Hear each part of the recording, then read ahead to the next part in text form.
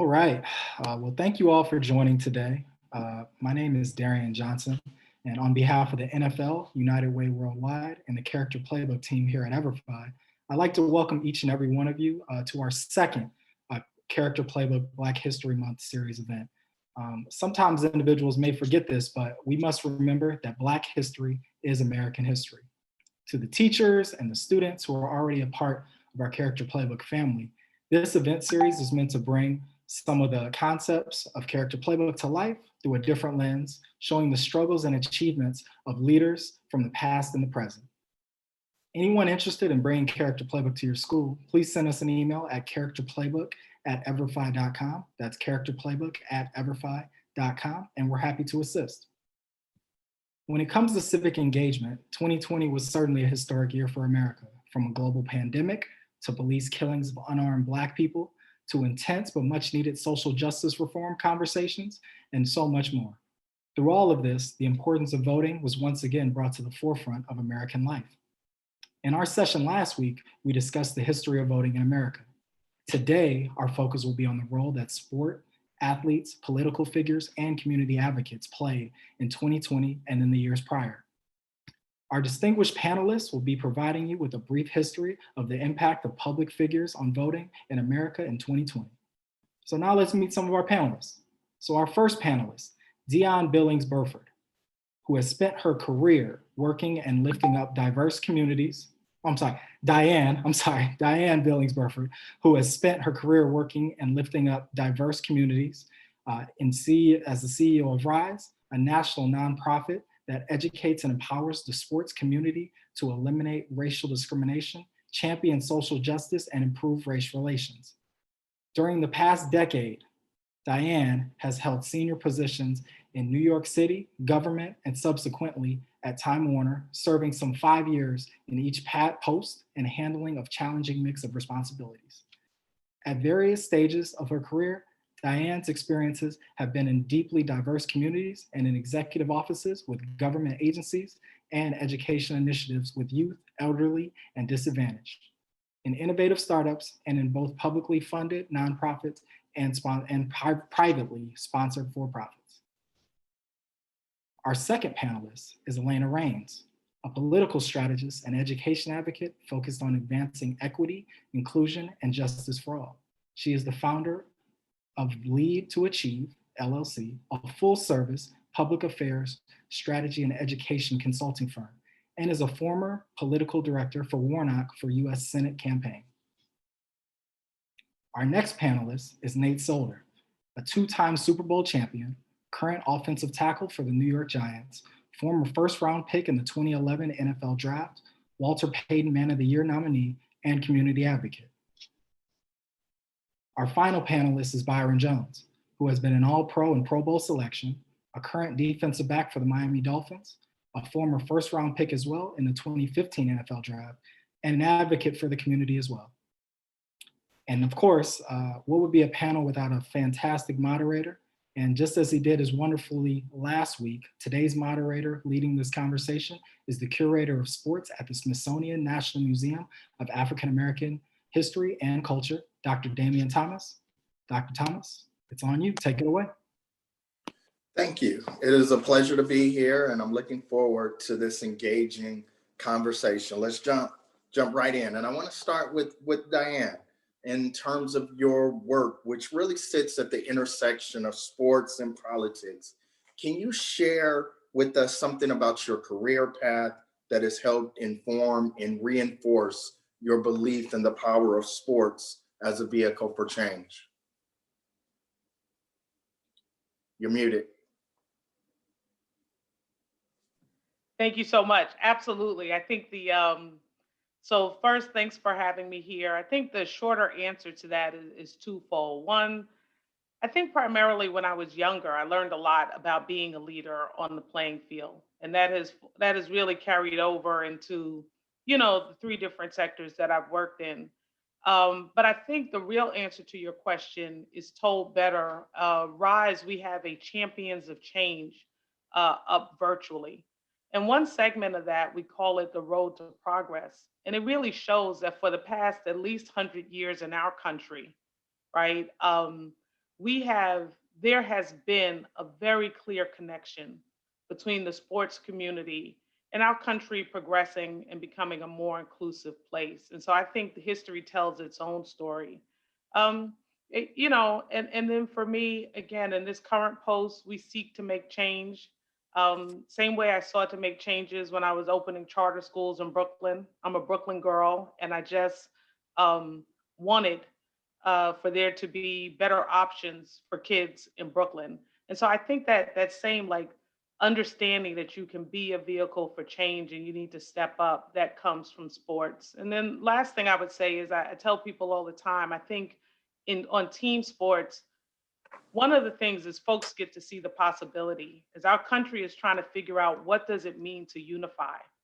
I think you have women and men who come together and they acknowledge their differences. They acknowledge they may think differently, move differently, have different backgrounds, but can manage to get after one goal. And so I think in the sports experience, we really have this experience that the nation can look to at this moment. Like, how do we acknowledge our differences, respect one another, and still move towards that greater mission? It's a great answer. Want to go to Nate. You know, as a professional athlete who's played on so many different levels, I wonder if you had a comment on that, the role of sports as a vehicle for social change. Yeah, well, I'm thankful for being here. I think it's interesting. I come from a middle-class white family in Colorado. I'm a male, and so I have a unique perspective. And I think my first responsibility is just to learn. You know, there's perspectives and there's opinions and lives that I have not lived. So I have to take the back seat and learn and pay attention and have empathy for other people. And I think that I can be a leader in that way. And I think it's been a real blessing to be in a locker room with people from all over the country, all different backgrounds. And I think each one of us has a unique voice to also teach. We can speak to each one of our individual communities. And we have a unique voice because people want to listen to us because we're good at sports. And then the last thing is, I think, how we live our lives.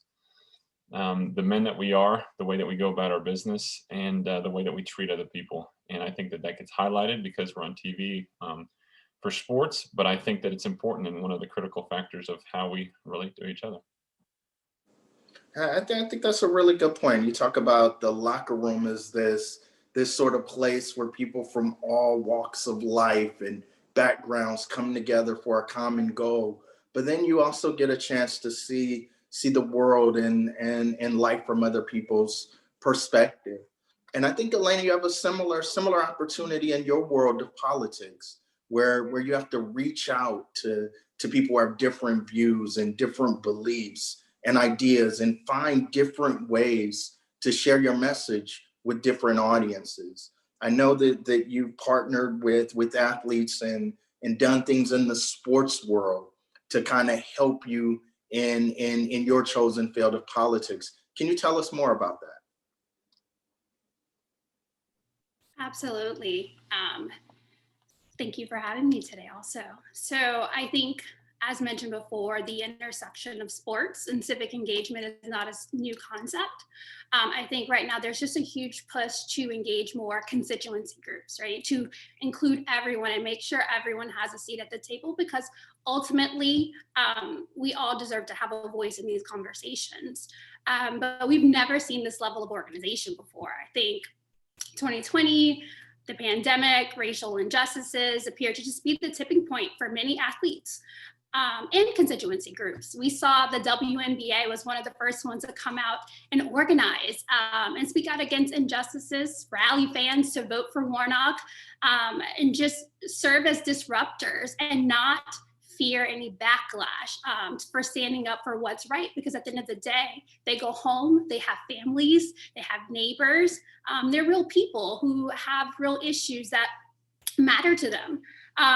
Something really interesting that some people know and some people don't know was the WNBA was actually rallying against an owner of the Atlanta Dream. And so ultimately they had a huge part in amplifying our message and what was happening, because we were polling in single digits at the time, and now we can call Reverend Warnock Senator Warnock. So I think this is causing people to pay attention, and it's signifying a huge shift in the process of our democracy, and that everyone plays an important role in civic engagement, and just encouraging people to use civic engagement and voting as a form of activism. This election was so unique. In particular, you talk about Governor Warnock, Senator Warnock, polling in single digits. Why was this election in Georgia such an important political moment for the country? It's a great question. I ultimately think this, meant a lot of different things to a lot of different people. It literally saved our democracy, as we've seen with the voting bloc lately. We now have the opportunity to have more people at the table with diverse perspectives and backgrounds in Washington, fighting for our values and our beliefs, not just one population of people in power and people with money and who pretty much capitalize off the ability to keep marginalized people away from this table, right? So now we have a Jewish senator from Georgia. We have the first Black senator since Reconstruction in Georgia. He grew up in Savannah, Georgia.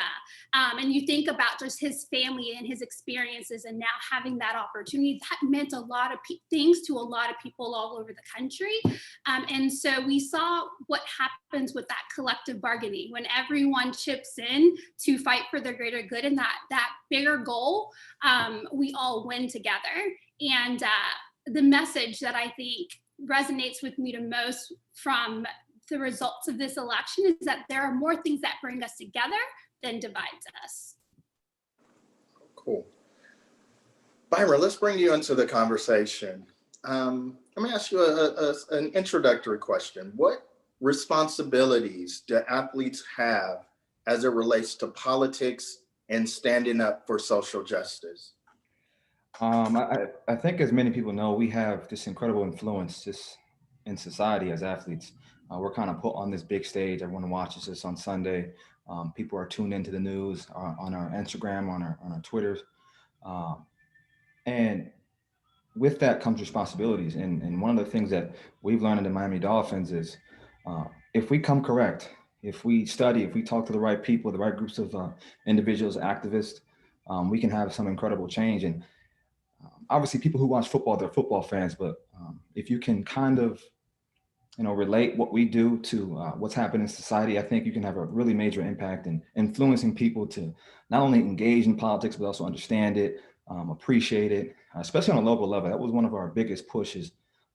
Not everyone's interested in politics at the federal level. They see it as kind of they're detached from it. But if you kind of remind people of how important local politics are in terms of development, schools, your streets, if you have playgrounds or green spaces, I think that those kind of highlighting that can kind of get people interested in the politics around them, and that affects them on a daily basis.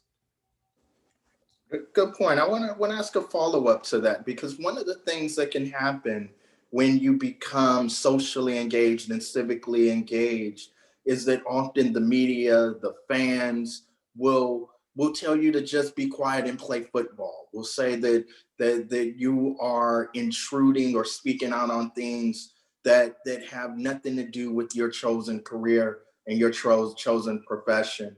Would like to get you to respond, and Nate also to respond to how do you deal with that pushback that you often receive? Yeah, what I think is very important is understanding people and taking the time to understand other people's viewpoint. And truthfully, when people watch football, they do it as an escape, a means to get away from everyday life. It's entertainment for them. But for us, we just try to present politics in a way that resonates with people. And we use our own experiences. And there was a time where the Miami Dolphins, we sat as a team and we just talked about our experiences in life and what it was like growing up. And we have some incredible stories on our team and on an individual level. And I think that's so powerful, just to hear other people's story and understand how politics affects us as human beings. And, even to some extent, football. Obviously, COVID kind of shut down a lot of our off-season training and kind of shifted our schedule a little bit, which affected the fan viewership point of view. But there's always going to be naysayers. There's always going to be people saying, hey, just focus on football. But I just think that we have such a greater impact, really a greater responsibility to highlight some of the most important issues in our communities. Yeah, that's great. That's well said. I totally agree. And actually that comment really makes me kind of sick. We kind of get put into this pigeonhole of what we're expected and what we're allowed to do. And I think that's really hard, because what I care about and what's most important to me is not what I'm allowed to talk about. It's about people, it's about relationships, it's about our communities. And a lot of people have the opinion that that's not our place to speak on. And I'm of the opinion that if I have a platform, I'm going to talk about the things that are important to me.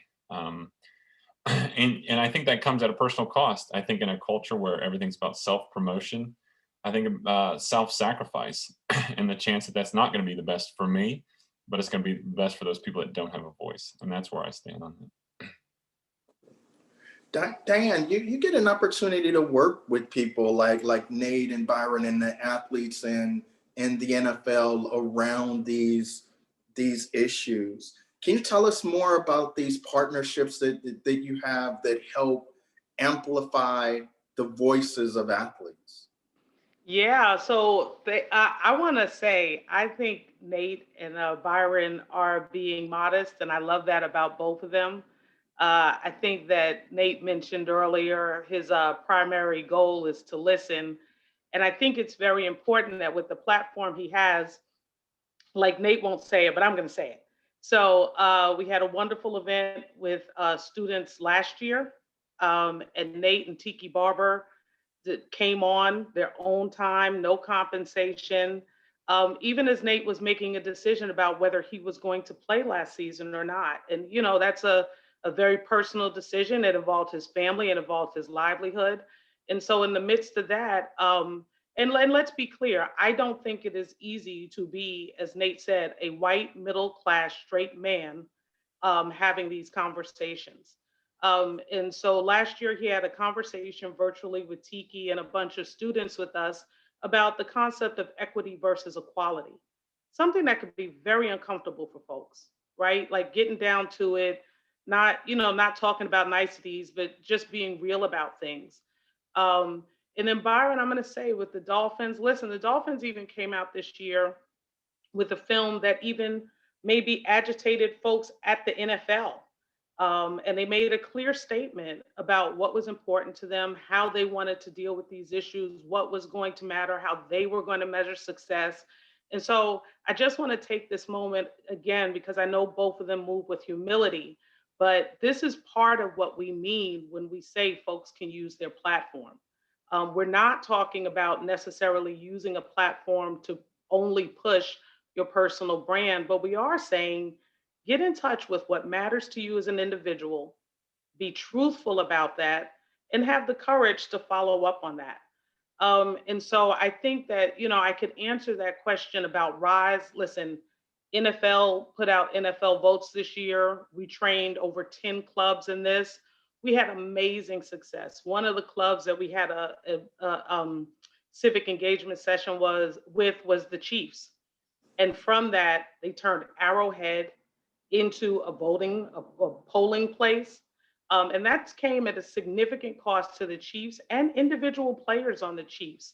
And that came at, as Byron mentioned, sometimes it comes at a personal cost with people coming for you, right? You had at that time, the defending Super Bowl champions, and those guys knew that they were in the spotlight, and they knew that there were some that would not like how adamant they were about fighting voter suppression.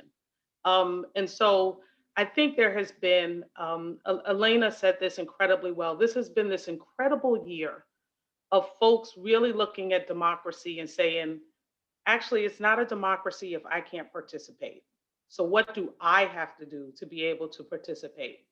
And there is a wonderful year of folks in power. And the truth is, a lot of our professional athletes have a form of influence and power. And it was a wonderful year of them saying, it's not really a democracy if those that have less power and less influence than me can't participate either. And, there are countless ways. I gave only a few, but there were so many teams coming asking for PSAs. Even outside of the NFL, the Hornets opened up the Spectrum Center in Charlotte, all the way through early voting and regular voting in North Carolina. So, we've seen a lot of engagement this year, and I'm proud to say we've seen it on the individual level, but also on the organizational level. And I think it made a difference in how America looks right now. And I'm hoping, and we're working very hard at Rise to make sure it continues to make a difference, as far as how engaged our nation is in what our nation actually is. I want to follow up and ask the entire panel this particular question, and we sort of alluded to it a little bit in this conversation, is that 2020 was such a unique year with the pandemic, with the rise of protests against police brutality all over the country. Was there anything about 2020 that really spoke to you personally that caused you to be even more involved in civic issues than you normally would have been? In other words, was 2020 a transformative year for you? And if so, how and why? I'll go first. So I definitely say for sure for me, when I look back throughout my life and really just in my NFL career, where I had this platform, this foundation, and I didn't speak up enough. This was one of the times where I looked in the mirror and I asked myself, am I doing enough for my community? And the answer was no. And, I promised myself that I would change that. And, this transformed the way I think, who I think about. I think as athletes, we're so focused on football and being the best version of ourselves in football. And the limitations kind of stop there. But for me, I'm really forcing myself to understand issues on state, local levels, and really just get involved. There are just too many people who need help, who need guidance, who need advice that I can give, that the Miami Dolphins can give. So, that's why I've been so happy to join this team and to join the Social Impact Committee and this the work that we've been able to do based on what happened in 2020. Everyone's looking at things differently. They're understanding that it's not good enough just to be an athlete anymore. What are you doing for your community? Yeah, it's cool. You're the best left tackle. You're the best quarterback, but are you opening up voting booths like they did in the Chiefs? Like what else are you doing to make society a better version? And that's how it changed me.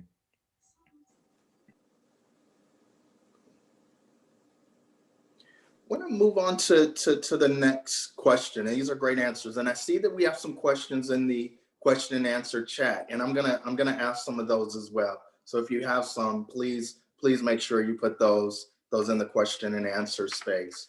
I want to talk about our audience. We've got a lot of middle school students here, and I want you to speak to them. What do you have to say to young kids who don't think that they're experienced enough or knowledgeable enough to use their platform in their sphere of influence? What's your advice to them? And I'll start with Diahann. Yeah, thank you. I wanted to jump in there. So a lot of times folks recognize or notice the work that Rise does with professional athletes. But the truth is about a third of our work is with middle schoolers and high schoolers. We also do a whole nother chunk of our work with the collegiate athlete.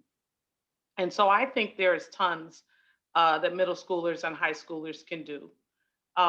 First, I'm going to say, folks referenced it earlier. Middle schoolers and high schoolers right now need to be educating themselves on these issues. It is not enough for us to be upset and talk about what our schools did or did not teach us. I think one of the things that you talked about, the import of 2020, that 2020 has taught us is that things don't necessarily have to happen in particular buildings to be effective. And so I think as a middle schooler and a high schooler, it is incumbent upon you to educate yourself. Of course, that's what Rise thinks we're here for. All you have to do is go to risetowin.org. I will say also on risetowin.org and that Champions of Change that I mentioned, we ran a leadership program leading up to Super Bowl with young people, high schoolers from over 3 different states, and they have their projects up. And I think those tell better than me about what young people can do in this space. I mean, I was so moved during this culmination event for that program. It could be that you are suggesting policies like a young man, Alex G, in your school, who brought up racial disparities in teacher treatment in the classroom. He took the time and he studied and he saw how those expectations negatively impact certain students. He introduced the concept of unconscious bias training to his teachers. He introduced the concept of anonymous grading to his teachers. So I don't think that age stops folks from being able to get at it. And then the last thing I would say is even in our voter space, some of our most effective voter work that we did in the last election, young people were very much a part of it, making sure parents and grandparents were online and were seeing the community events and getting to see the professional athletes that were working with us and telling us what was important. And so I think there are tons of ways that high schoolers and middle schoolers can get engaged. And, you know, I definitely hope that some of the folks, at least who are on looking at us now, will do that with Rise. Eleina, how about you? Do you think there's something that middle schoolers can be doing now that'll prepare them to be politically informed and hopefully engaged participants and voters in the future? Absolutely. And Diahann eloquently spoke to many of those ways. I was thinking through several more opportunities for them to authentically plug in as she was speaking. And I initially thought of TikTok and Twitch. You can do this in a way that feels authentic to you. You can do this in a way where people have to meet you where you are, because your vote and your future vote is very powerful. They work for you. Make them earn it. So amplify your issues using social media. I recall the last time I checked, the hashtag Senate runoff on TikTok had over 11 million views. So we are there, we are watching, we know what we need to do to get to you. And once we're there, hold us accountable for those issues that you're talking about. Hold us accountable and amplify the importance of social justice in your communities, in your space. And at the end of the day, stay engaged. You can still volunteer for civic organizations or social organizations that promote the messages and the beliefs that you care about. Volunteer for those candidates that are promising to make the quality of life better for you and your family and future generations. And at the end of the day, if they are not fulfilling those promises, vote them out, hold them accountable. And if they don't do it, vote them out in the future. And they know you may not be able to do it now, but you will. So stay engaged. Know that you are powerful and you are brilliant, and that at the end of the day, like, it's a collective, right? So if the collective of the young people have a voice and is powerful enough, everyone will make sure that they are coming to you because you are what will determine whether or not they are elected. Excellent. Byron and A, we have a question that's directed at you from the audience. They want to know, do you have a personal story that relates to someone telling you to not be politically involved and to speak out on issues that are important to you?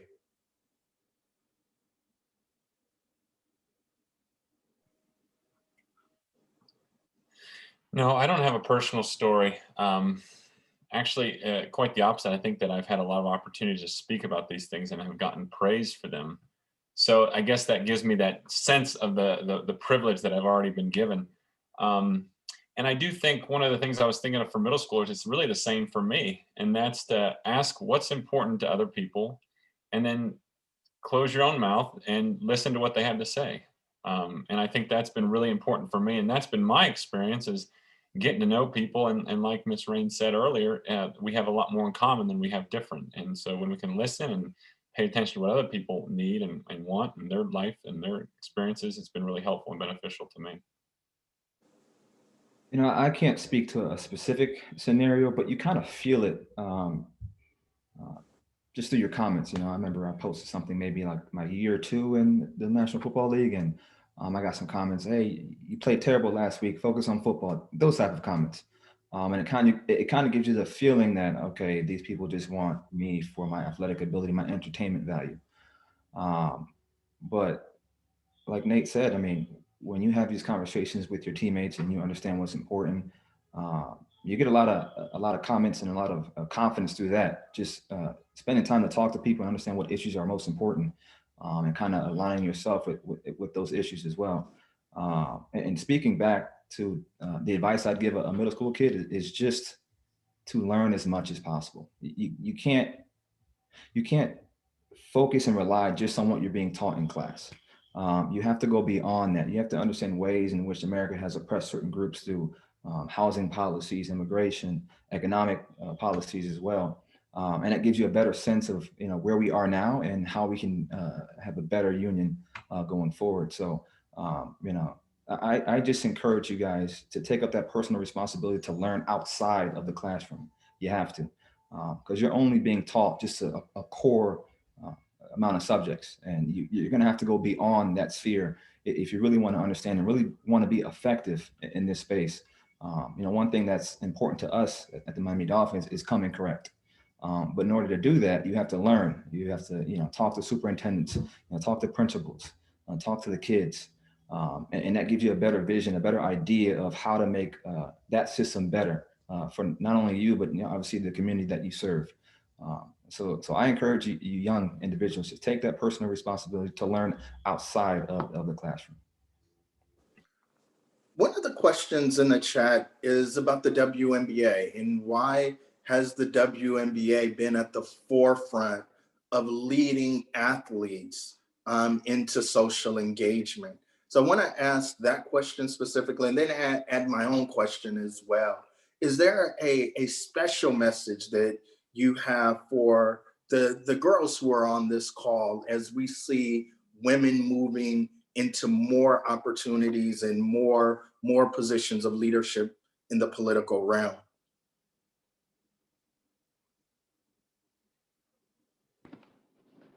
Eleina, I don't know if you want to start, because I know the WNBA was just so one of the dream, the team that she mentioned in Georgia was so pivotal in the Senate runoff races. And even before that, quite honestly, got us to the point of needing runoff races in Georgia. I'm biased because I'm a woman. I think we make things happen. I'm raising a woman, a man and a woman. I have a son and a daughter, but I sincerely believe that women have an ability as well as men to really make important things happen. And we've seen over the past 2 years, actually, if we look at it, some significant, really successful WNBA players were laying the groundwork for the impact that the Dream had in last year's election, right? So you have a woman like Renee Montgomery, who had taken a year off and had committed to social justice issues. You have Maya Moore, who was really at the top of her game and really came out and was really doing a lot of work towards prison reform. And so I think it'll be interesting for folks to study and figure out why you have that passion there. Is it something that's just innately connected to women? I don't know, but they certainly the woman athlete has had a profound impact in the past year or two in particular.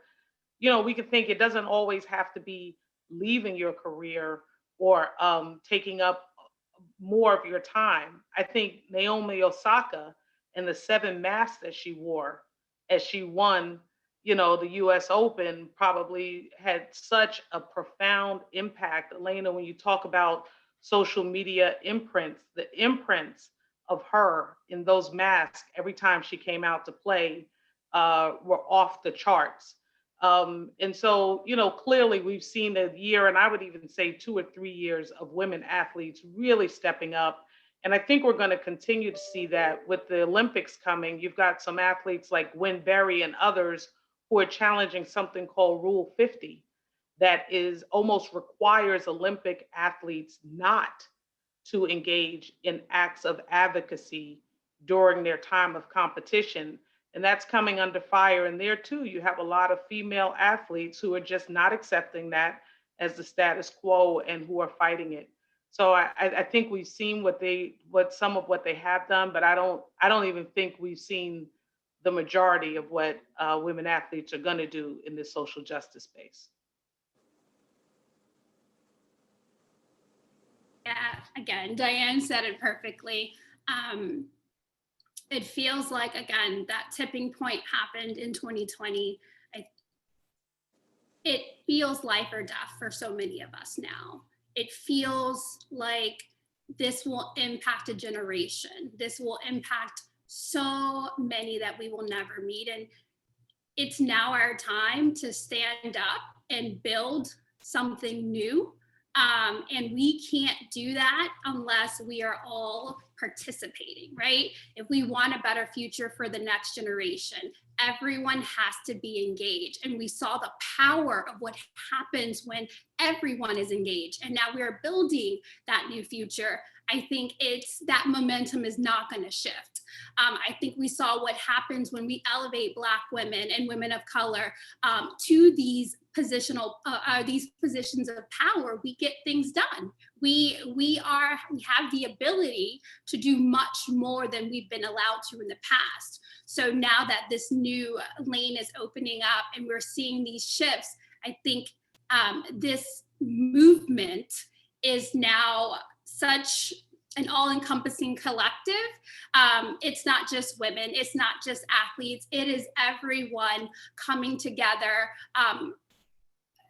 to move forward to a greater good. And I am really excited to see what happens in the next 2 to 5 years with more women running for governor, more women owning corporate 500 companies, more women just in these positions of where we can elevate our message, we can elevate our issues, and we can move this country forward together. I want to close with this final question, which really deals with what brings us all here, the Character Playbook. How does being civically engaged help build character? Good question. I think because you're focusing on someone else, you're not focusing on yourself. And there's an incredible value in looking at someone who may be at a disadvantaged position than you are and reaching out and helping. And you have to sacrifice, you have to be selfless and very thoughtful in your approach. And those are all good character building skill sets. And no matter what field, what industry you want to be a part of, that stuff translates.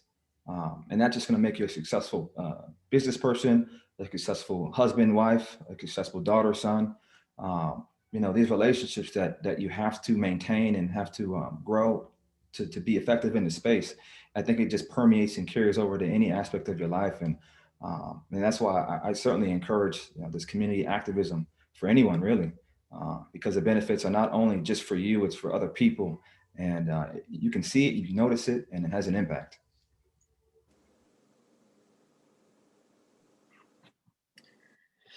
I'm passionate about following and knowing Jesus, and I don't think that can be done inside of a vacuum.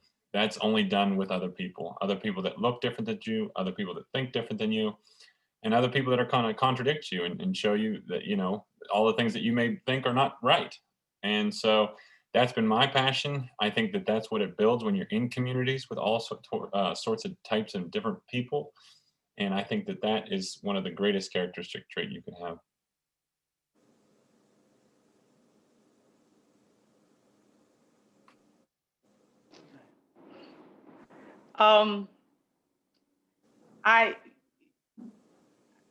I think that we are a part, I said this before, of a democracy.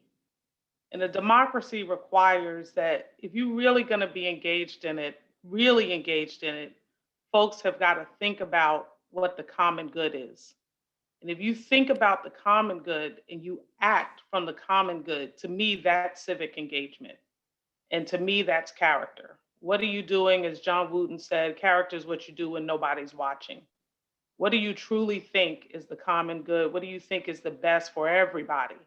And then how do you act out of that? And so to me, that defining the common good and acting from it is civic engagement. And I'm not sure you can engage in that and truly lack character, although you know, let's be real, we're seeing certain people make certain actions, and we would call that into question, but I would question whether they truly believe what they're doing is for the common good or for their own good only.